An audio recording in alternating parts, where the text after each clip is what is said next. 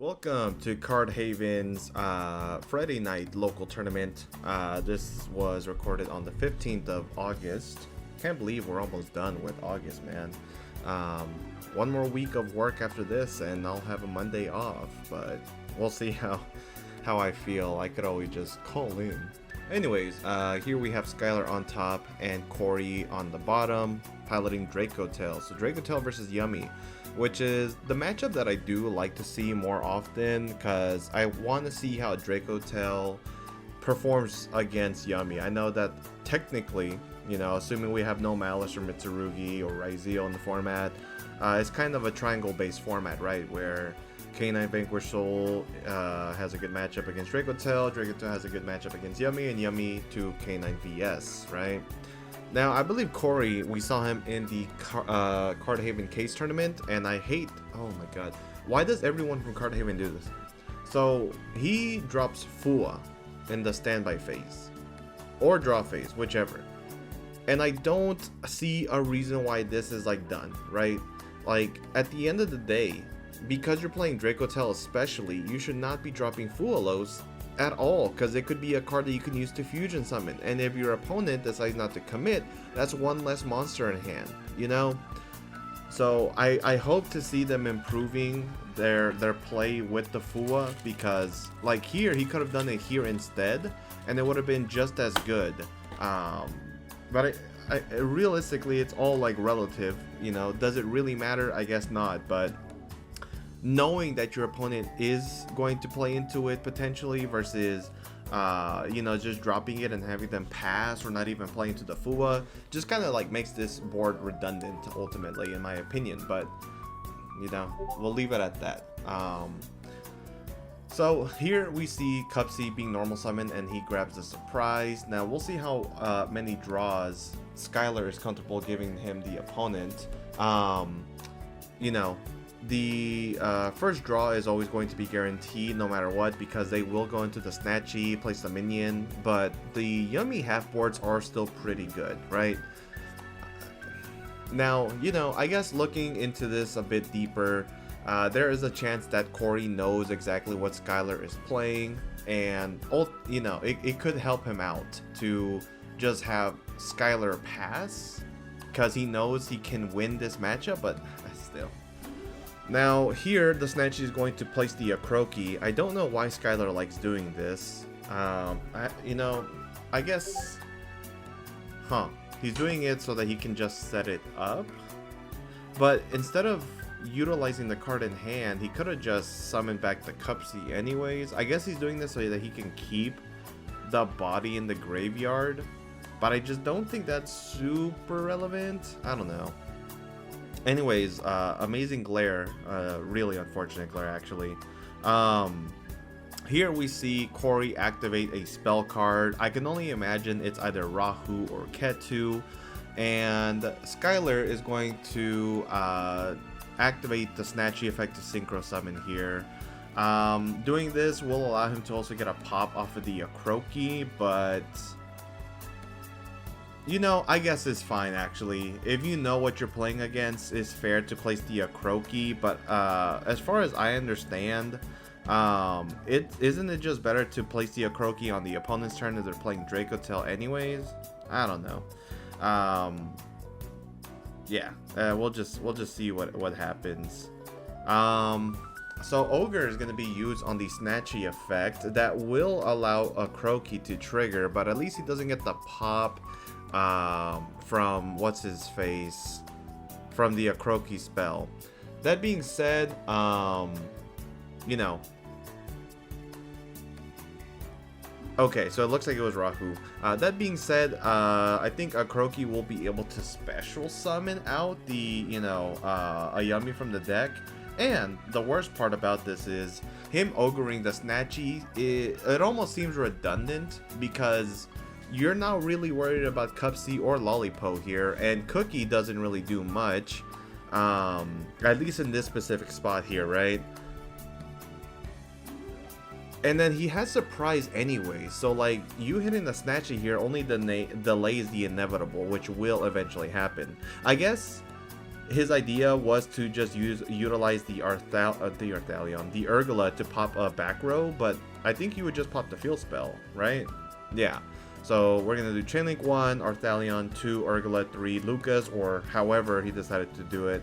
And then on resolution, Urgula will set and pop the Croaky, and the Lucas is going to set a trap card more than likely, since Rahu was already used. The Urgula will set the what's-his-face, the Ketu. Now from here, Skylar has a few options, right? Like, let's see, what did Arthalion add back though? Huh.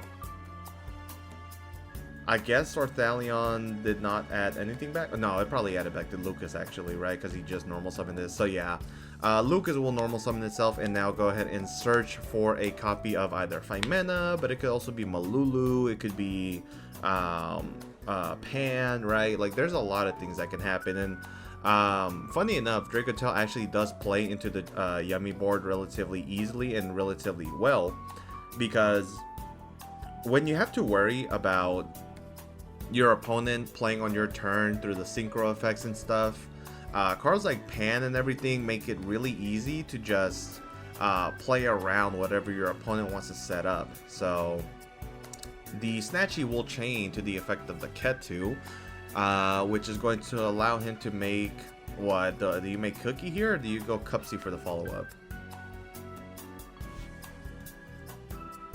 So he's going to summon the Cookie, and then he's going to resolve Ketu, which we'll see exactly what he ends up sending to the graveyard. Looks like he is now going to go ahead and search. I swear to God he already had Pan in hand, so we'll see what he tends to decide here. On res, Cookie would set these two monsters, but that doesn't matter because he could fusion with them anyways. It's funny, when I judged the regional in Fort Worth, and I might judge Oklahoma City regional, so if you're there, I might catch y'all. When I judged at the regionals, there was a person asking me, you know, can you fuse with the bodies that are face down? And like, you know, because I played Yu-Gi-Oh back then, like, I know that you 100% can, right? But, you know, the newer modern players, like, they seem to have this opinion that you cannot do so because they are face down, so you don't know what they are. But the ruling does state that because you are utilizing a summon that will reveal the materials that you use, that it should be possible. And I know that's a little weird considering like XC summons and synchro summons can technically do the same thing, but they're inherent summons, whereas this is a effect that summons using materials that you have on board, right? So it's different, but I kind of wish there was a clear guideline in the rule book that we could just tell people, yes, you can just do so because X, Y, and Z. Maybe there is, and I just decided not to read the rule book, but whatever. Here we're going to see the Arthalion be utilized to fusion summon along with the Pan, which is going to fusion out the Gulamel. And he cannot use more than one body here because Gulamel only requires one monster from the hand, I believe. So this will go ahead and set up the chain links of Pan only. And then on res, Cookie will target the Pan or the Gulamel so that it doesn't get to utilize its effect. And what's it called? To utilize his effect to pop a card since he's interrupting the chain. So Rahu is set here, so he's setting follow-up instead of the other trap card. That probably means he drew it, low-key. Now, Pan is in the graveyard when this Gulamel is sent, so Pan could activate its effect to put itself on the bottom, I believe, and summon back out a monster. Instead, though, he's just going to go ahead and Urgula put back to the bottom to add back...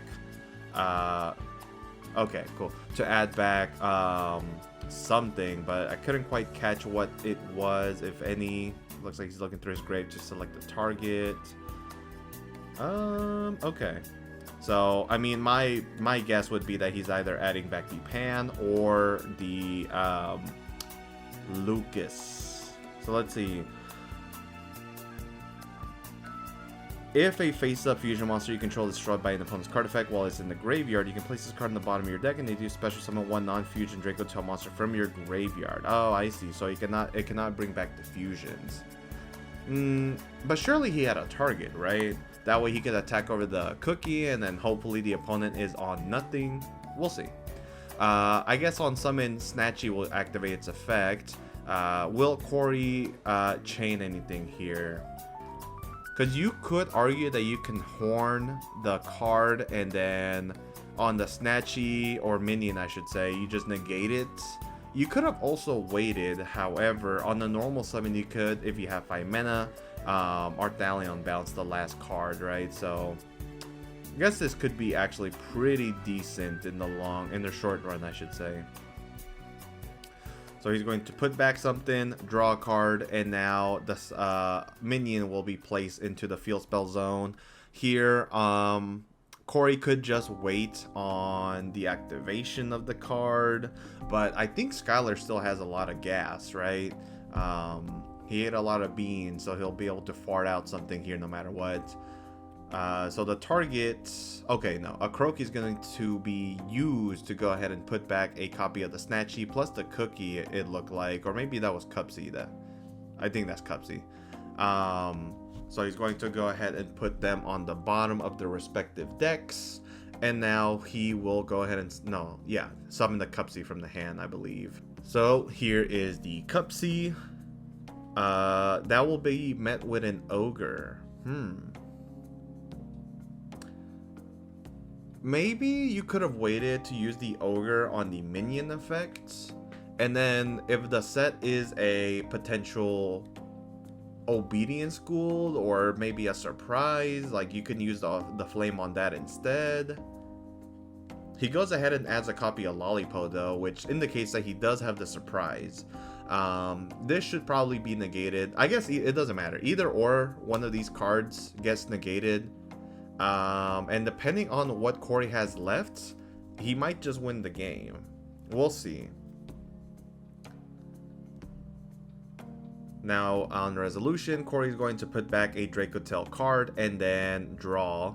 We'll see if it ends up drawing him. Oh, okay. Skylar deciding to scoop it up here. I don't think he had to do that. I think he had a lot to play with still. He had minion special summon back, make Link 1, summon the Lollipopo, shuffle back a card from the graveyard to the deck, make Lollipo or Cups. I mean, he had a lot of gas. So I think that might have been done a little hastily, but we'll move on to game 2. All right, game number 2 came here. Oh my god, he's doing that again. This time he gets Ash Blossomed. Again, like, what is the point of dropping this one on the standby phase? If you're gonna drop any in the standby phase, it's gonna be Perulia, man. Well, it doesn't matter. Oh my god, why are you ogering the Snatchy? Yo, I'm sick to my stomach. And then he's gonna get punished by the surprise. Like, there's no way this is real life right now. Also, did he open up 3 Lollipopos in hand? That's kind of unfortunate. Oh, what the hell is this? Why are you placing a Croaky? This is like the perfect time for minion. Oh god. Alright, summon back out Link 1 with the surprise. Special summon out the second Lollipo in hand, and guess what? He has a third one. This does kill his, what's it called? His obedience school, but like, you know, we haven't seen him draw it in the last 2 rounds that he's been featured in. Now, what's he gonna discard? The cookie? Yeah, it's probably cookie. You want to keep the purge in hand. Ugh. You know, I'm. You know what? I'm not gonna say it. It's just, it's okay. It was more of a hygiene thing, but I think it'd be a little rude to say. So now we're gonna see the cookie be discarded here, and at this point in time, it looks like, yeah. So he's just gonna summon Link 1, special summon Cupsy effect to go ahead and add the second copy of Surprise if he has it. Okay. I don't know. I just don't agree with the Akroki being here because I feel like he invested a little bit too much for it to you know, for it to really like make a benefit or any difference for him, right? Because like if he's planning to play around the nib, I think there are better ways to do it, and having the surprise for it is the way that helps you out in the long term, especially once you go ahead and make the synchros. But you know, we're just gonna we're gonna watch him work his magic, and hopefully he can prove to us that I am wrong. I guess at the end of the day, I also need some more practice with the deck, so I'll have to test myself. But I don't think this is the line that I'm going to use. I'll be for real. So Marcher is going to be summoned here, making the Snatchy with the Lollipopo that was summoned from the graveyard. And now he sets 2, which is the Purge and the Surprise. And he decides not to make Herald here. Does Yummy get beast locked by any of their effects? Like, for instance, I don't know, you know, Surprise? Because if not, this is terrible. Why would you not make Herald? That, it legit helps you against the Dracotail matchup. They use materials from hand, they are banished. They use Rahu, it's banished. Like, he must just not have enough practice. Like, sometimes if you can, the best board you set up against Dracotail is double Herald. Now, again, I wouldn't do that all the time. You know, you want some protection because, like, you know, Dark Ruler kind of hurts you right there. But still, double Herald. I mean, how is Dracotail beating that, right? Okay, well, here comes the Lucas, and he is going to Dominus Purge the Lucas. Interesting. No, I guess that's fine, right? Because if he has, like, a way to fusion, then, like, he plays no matter what. And there's the Rahu. See, if he had made on resolution of Purge resolving, or Lucas, I guess, make Herald, this Rahu wouldn't even like play too big of a difference. Like, you know, sure, you banish your materials, then you want to bounce my card, I'll just destroy it with the Herald. Like, it just doesn't make too much sense, man. Well, much to my dismay, he chooses to actually just synchro summon for a Cookie of all monsters, and we saw how effective Cookie was last game. Not very effective. However, had he summoned the Herald, any materials that he uses from hand and deck would have been banished, leading him to lose resources instead of gaining them. Here, you're effectively telling your opponent, fuck me up, fam. Like, it's kind of insane. Maybe he doesn't play Herald, you know? But then in that case, why are you playing Metal Marcher? Like, it doesn't make sense. So here we're going to see Corey utilize 2 materials from hand and the Urgula from the deck.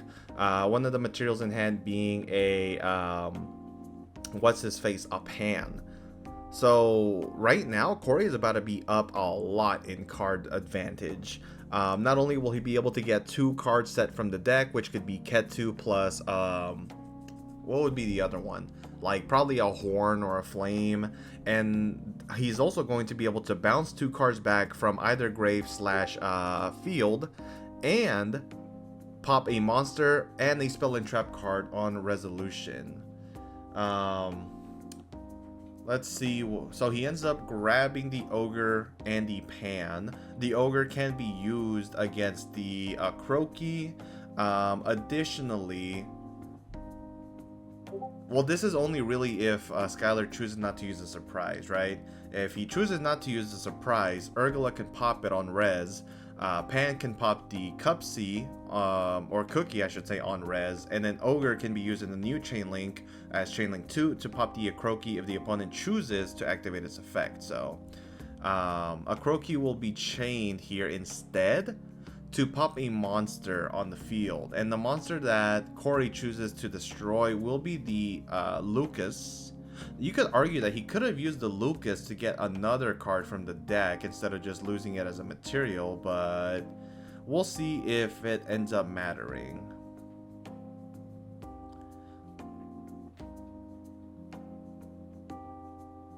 Huh. Okay. And then Cookie to set. Okay. Does Cookie have to set 2, or does it set like up to 2?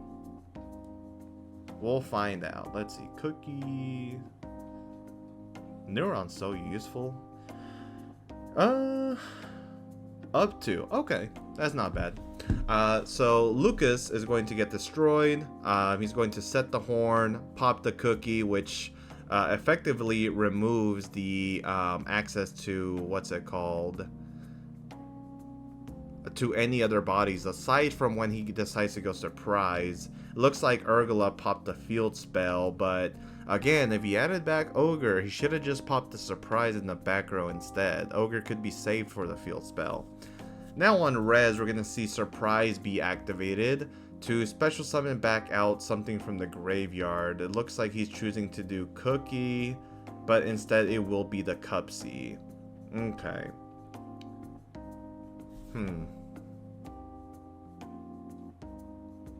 So Rahu has been used. He does have access to Ketu, right?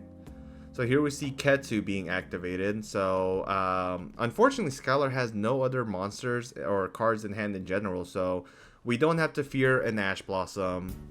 We don't have to fear, I mean, what else could he activate? Imbles, but then like the rest of his cards are effectively dead, so that wouldn't ever be used. I think Ash is the only thing here that could be utilized, if anything, but I mean, they're donezo, right? Like now you got the Cupsy activating, which is gonna bring back at least the Link 1, right? Like the Link 1 probably comes out, and probably a copy of Lollipo. So Lollipo is coming to the field. And instead of the Snatchy, he's going to go ahead and bring out the Cupsy. Okay. So Ketu, I believe, adds the 5 mana, and then he fuses with the Urgula plus the 5 mana. Now we're going to see 5 mana Chainlink 1 to set. Gulamel could be Chainlink 2, assuming Skylar decides not to chain the Lollipo. Lollipo is going to be Chainlink 2, and I think he misses his window for Cupsy here. Yeah. So even though these are all trigger effects, because you're responding directly to the effect to activate the Lollipo synchro, you will miss the timing of the Cupsy activating its effect to be able to draw slash add, right? I know it's weird because technically these are all supposed to be happening at the same time, but you would activate the triggers of whichever one takes precedence. It's a weird ruling, but I know that's how it works. It's like whenever you go like either Appaloosa Negate or I guess Appaloosa Negate or Princess Pop, right? Whenever you were playing Snake Eyes back then, there were situations where you could only do one or the other, but not both at the same time. Which again happens weirdly because they should have the same trigger windows, but like it doesn't. It's kind of weird, but yeah. Anyways, here we are going to go ahead and see. Well, let's think about this. The 5 mana already set, so now all we are worried about is the Snatchy synchro summoning into what, Cupsy or Lollipo to stay alive. Yeah. Did he chain Ogre to something?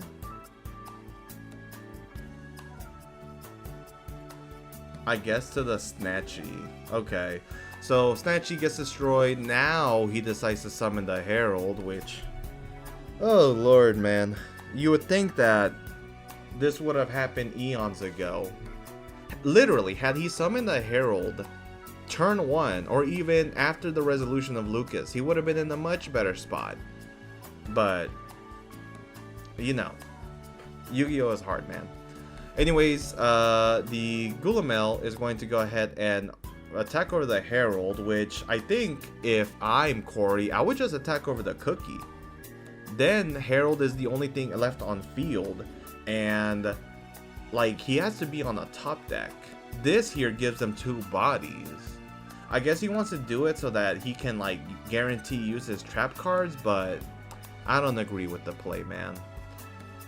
Now we're going to see the Cookie bring out a copy of the Cookie and the Lollipo.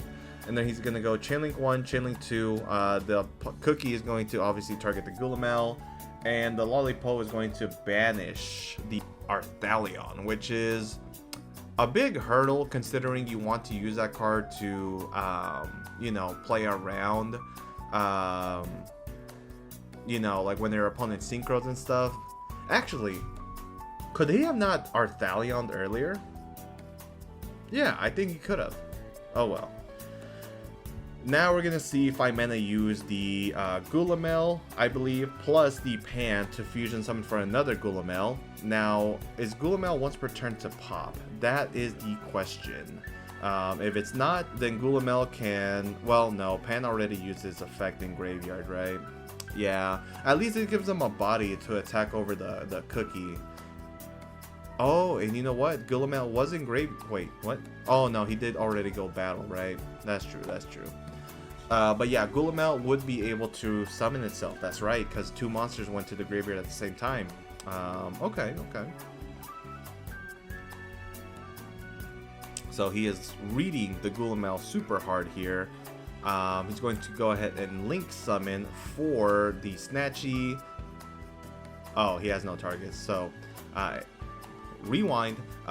He has to go ahead and use the field spell effect first. So yeah, a Croaky is going to go ahead and put back... He puts back double Snatchy. He could have put back one of the synchros though. Now he goes Snatchy effect to place the minion or the Croaky, I guess. It could be either or. And then minion effect is activated. And funny enough, if Corey decides to, he can go ahead and negate minion with the flame and then Gulamel to chain to pop. Okay, so yeah, flame is going to negate the minion, and then Gulamel should be Chainlink 2 to pop the Snatchy on the field. Unfortunately though, that does get stopped by the Ash Blossom, but wouldn't you then chain Horn, target the Snatchy, and then chain Gulamel to pop? And then you just put your opponent on, you better have something for me, you know, like a good normal summon or something.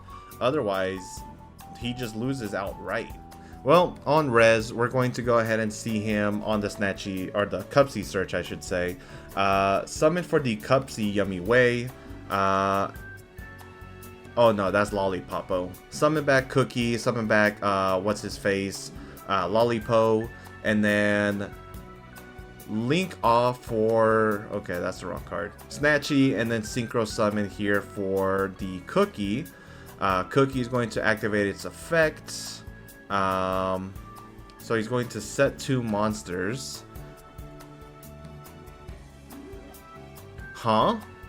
What is he doing? That's the wrong monster. That's Cookie, not Cupsy. Okay. Yo, he just summoned the wrong monster to activate Cupsy effect. Right? And the worst part is the opponent just said, yeah, like, that's okay, bro. Like, I'll let you do it, bro. Like, what? And these players are going to tie, it looks like, because Friday nights there is no top cut. So while this is not game, Skylar is up on life, and yeah, I mean, both players tie. What an unfortunate end.